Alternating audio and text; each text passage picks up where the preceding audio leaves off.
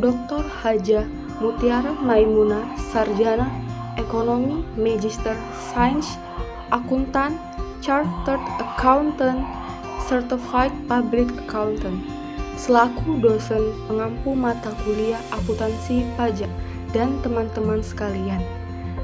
Pada kesempatan kali ini, kelompok kami akan membahas materi bab 12, ekuitas, dan di akhir presentasi nanti, kelompok kami juga membuka 2 sesi tanya jawab, di mana masing-masing sesi kelompok kami memilih 3 pertanyaan dari 3 kelompok.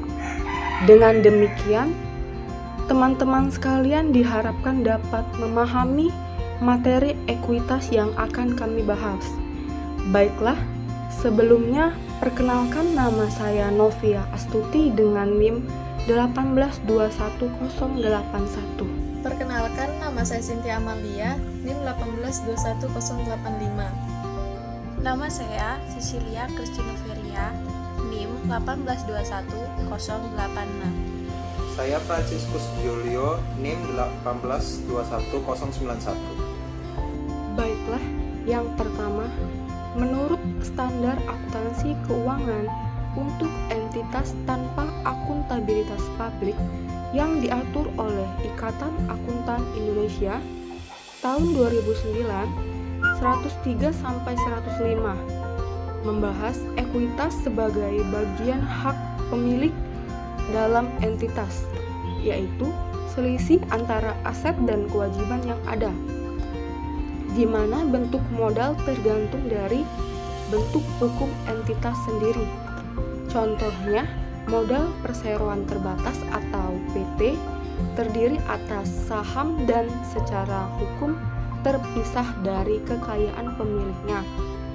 Modal entitas perorangan dan firma tidak terbagi atas saham, sehingga secara hukum tidak terpisah dari kekayaan pemilik pribadinya. Selanjutnya, akuntansi untuk ekuitas badan usaha bukan PT atau bukan perseroan terbatas dilaporkan sesuai dengan peraturan perundang-undangan yang berlaku untuk badan usaha tersebut dan SAK yang relevan. Sedangkan akuntansi untuk ekuitas badan usaha berbentuk PT meliputi saham preferen, saham biasa, dan akun tambahan modal saham serta saldo laba. Selanjutnya, modal saham. Modal saham sendiri merupakan bagian dari ekuitas suatu perseroan terbatas atau PT yang dikontribusikan pemilik. Jenis saham dapat meliputi saham biasa dan saham preferen. Saham preferen sendiri memberikan hak lebih kepada pemegang sahamnya berupa pembagian aset terlebih dahulu pada saat likuidasi, pembagian dividen, convertible, dan dapat ditebus kembali. Penjualan saham umumnya berdasarkan harga pasar. Selisih antara nilai nominal dan harga pasar merupakan agio ataupun disagio atas saham sendiri. Baiklah, selanjutnya tambahan modal saham. Menurut SAK etap yang diatur oleh IAI tahun 2009, 105-108, akun tambahan modal saham terdiri dari berbagai macam unsur penambah modal, seperti agio saham, tambahan modal dari perolehan kembali saham dengan harga yang lebih rendah dari jumlah yang diterima pada saat pengeluaran, tambahan modal dari penjualan saham yang diperoleh kembali dengan harga di atas jumlah yang dibayarkan pada saat perolehannya, lalu tambahan modal dari perbedaan kurs modal saham dan lain sebagainya. Baiklah, selanjutnya akan dijelaskan oleh teman saya, Cecilia Christy. Selanjutnya, saya akan menjelaskan contoh. PT Calvin menjual saham biasa dengan harga 12.000 per lembar dengan nilai nominal sebesar 10.000 sebanyak 1.000 lembar pada tanggal 10 Januari 2012. PT Calvin melakukan pembukuan sebagai berikut. Pada tanggal 10 Januari 2012, kas di bank bertambah di sisi debit sebesar 12 juta. Pada saham biasa bertambah di sisi kredit sebesar 10 juta, dan tambahan modal saham bertambah di sisi kredit sebesar 2 juta.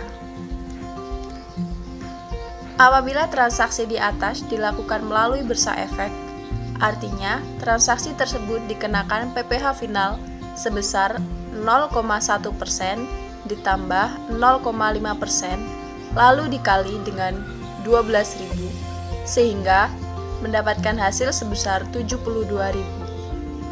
Perusahaan akan melakukan pembukuan sebagai berikut. Pada tanggal 10 Januari 2012, kas di bank bertambah di sisi debit sebesar 11.928.000 dan PPh pasal 4 ayat 2 bertambah di sisi debit sebesar 72.000. Pada saham biasa bertambah di sisi kredit sebesar 10 juta dan tambahan modal saham bertambah di sisi kredit sebesar 2 juta. PT Calvin akan mendapatkan bukti pemotongan PPh final pasal 4 ayat 2 atas penghasilan dari transaksi penjualan saham yang diperdagangkan di bursa efek.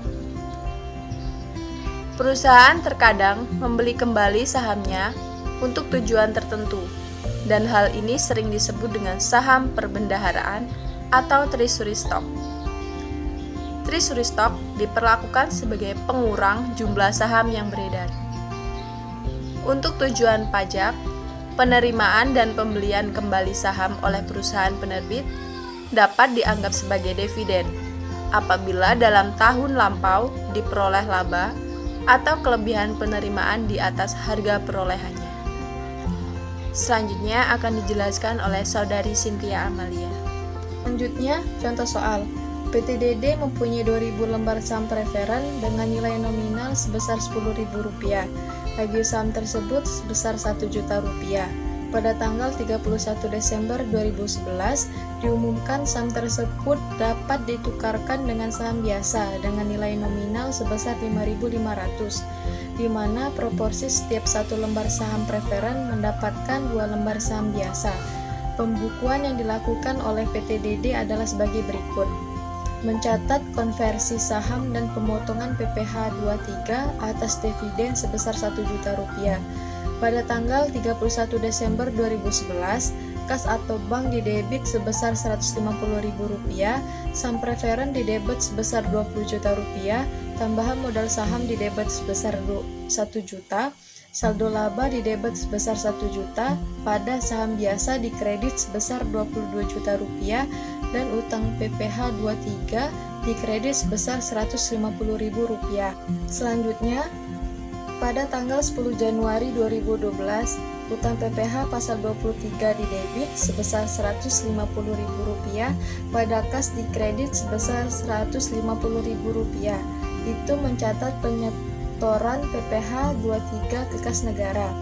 Selanjutnya, pembagian laba dalam bentuk saham termasuk dalam pengertian dividen, sehingga merupakan objek pajak sesuai penjelasan Undang-Undang PPh tahun 2008 pasal 4 ayat 1 huruf G. Atas pembayaran penghasilan tersebut, wajib dilakukan pemotongan PPh 23 atau PPh 26 ataupun PPh final oleh pihak yang wajib membayarkan. Selanjutnya, saldo laba. Saldo laba adalah laba yang dikumpulkan setelah dipotong PPh, sehingga menurut akuntansi komersial, laba ini tidak boleh dibebani atau dikreditkan dengan pos-pos yang seharusnya diperhitungkan pada perhitungan laba rugi tahun berjalan. Pembayaran yang bersumber dari saldo laba tidak diperkenankan sebagai biaya untuk tahun buku berikutnya. Contohnya yaitu pembayaran bonus gratifikasi, jasa produksi, dan tantim kepada pegawai serta pengurus yang diambil dari saldo laba tidak boleh diperhitungkan sebagai biaya. Lalu, dalam perpajakan, penjualan saham kepada pihak ketiga yang dilakukan di bursa efek akan dikenakan PPh yang bersifat final. Berdasarkan PP 14 tahun 1997, untuk saham pendiri, pemilik saham pendiri dikenakan tambahan PPh sebesar 0,5% dari nilai saham perusahaan pada saat penutupan bursa di akhir tahun 1996. Jadi total PPh yang dikenakan adalah 0,6% dari nilai saham perusahaan dalam hal saham perusahaan diperdagangkan di bursa efek setelah 1 Januari 1997. Maka nilai saham ditetapkan sebesar harga saham pada saat penawaran umum perdana. Saat terutangnya atau pemotongan PPh 23 atau 26 ataupun PPh final atas pembayaran dividen atau bagian keuangan dari PT dalam negeri, dengan ini disampaikan penegasan sebagai berikut. Yang pertama, bagi PT yang tertutup saat terutangnya PPh 23 atau 26 ataupun PPh final ialah pada saat disediakan untuk dibayarkan, yaitu pada saat pembagian dividen diumumkan atau ditentukan dalam rapat umum pemegang saham atau RUPS tahunan. Yang kedua, bagi PT yang terbuka kewajiban perusahaan untuk memotong PPh 23 atau 26 ataupun PPh final baru timbul pada tanggal penentuan kepemilikan pemegang saham yang berhak atas dividen atau recording date. Sekian presentasi dari kelompok kami. Bila ada salah kata, mohon dimaafkan. Sekian dan terima kasih.